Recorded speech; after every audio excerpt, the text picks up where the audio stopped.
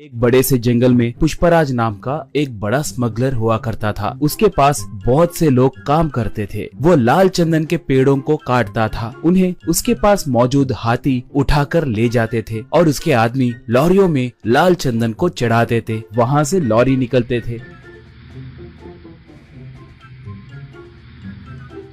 वहाँ पर चेकपोस्ट के पास मौजूद पुलिस वाले भी पुष्पराज के ही आदमी होने के कारण उनकी जांच करे बिना ही वो लोग लॉरियों को छोड़ देते थे। ऐसे उसके जुर्म का साम्राज्य बहुत फैला हुआ था। उसके पास गंगा नाम की एक हाथी थी। पुष्पराज को गंगा बहुत पसंद थी। उसे अच्छा खाना खिलाते हुए उसका बहुत ख्याल रखता था। वो भी पुष्पराज को अपने ऊपर बिठाकर घूमते रहती थी।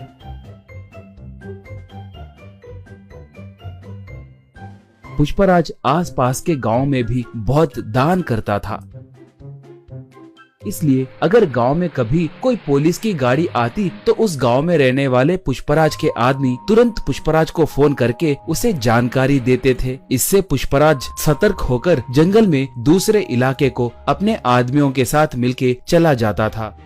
पुलिस वाले आकर वहां पर देखे तो उन्हें कोई नहीं दिखते थे। इससे वो लोग सर पकड़ लेते थे।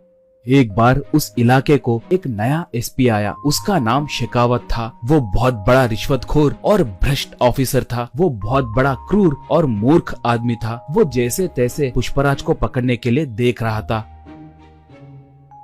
एक बार गलती से गंगा एक घाटी में गिर गई, मगर वो पूरी तरह से घाटी में गिरे बिना नीचे एक बड़े से पत्थर के बीच में फंस गई थी। वो हाथी उसे बचाने के लिए चिंगाड़ने लगी। उसके चिंगाड़ को सुनकर पुष्पराज और उसके आदमी वहां पर आए। वो लोग गंगा को देखकर उसे कैसे बचाना है कहकर सोचने लगे। पुष्पराज तब, अरे इसे बचाने के लिए हमारी ताकत बस नहीं होगी। इसके लिए एक जेसीबी को लाना होगा। वो अब कहाँ पर होगा? उसे अब तुरंत लेकर आइए, कहा। एक तब, पुष्पा भाई, उस जेसीबी के मालिक का घर पुलिस स्टेशन के बिल्कुल बगल में ही है। हम अब उसके लिए गए तो बहुत खतरा होगा। पुलिस वाले हमें पकड़ सकते हैं। हम अब गंगा को छोड़ दिए तो ही अच्छा रहेगा। हमें वहाँ पर जाने के लिए हिम्मत नहीं है भाई, कहा। पुष्पराज उसे एक खींच के मारकर, गंगा के लिए मैं चाहे जितना भी दूर जा सकता हूँ। आप नहीं गए तो मैं ही जाकर उस जेसीबी को लाऊंगा। इसके अंदर आप लोग रस्सियों को तैयार करके रखना, कहा। ऐसे वो बाइक को लेकर गांव में आया। उस जेसीबी वाले से पूछकर जेसीबी को लेकर निकला।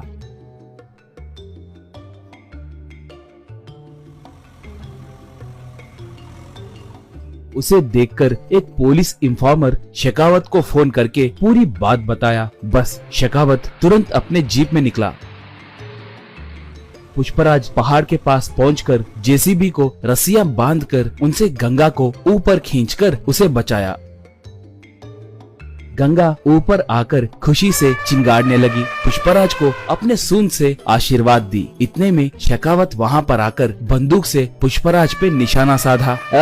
शराफत से सरेंडर हो जाओ, वरना ये बुलेट तुम्हारे भेजे में घुसेगी, कहकर पुकारा। उसे देखकर पुष्पराज के आदमी मारे डर के वहाँ से भाग गए। पुष्पराज तब, मैं तुम्हारे बारे में बहुत कुछ सुना हूँ। तुम्हारे जैसे निठल्लों को मैंने बहुत देखा है। मैं तुम्हें सरेंडर हुआ तो भी तुम मुझ पर केस डालकर मुझे जेल में नहीं डालोगे कहकर मुझे अच्छे से पता है। मुझे एनकाउंटर करोगे कहकर मैं जानता हूँ, कहा। शेखावत तब, सही कहा, तुम बहुत समझदार हो। मैं तुम्हें एनकाउंटर करने के लिए ही आया हूँ। तुम्हें टपका दिए तो मुझे 10 करोड़ रुपए मिलेंगे। चुपचाप भगवान की याद करो, यही तुम्हारे आखिरी क्षण है, कहा। बस गंगा एकदम से उस पर वार की। सूंड से उसके हाथ में के बंदूक को दूर फेंक दी। उसे अपने सूंड से पकड़कर जमीन पे जोर से पटकी। बाद में उसे उसी घाटी में फेंक दी। इससे उसे छुटकारा मिला।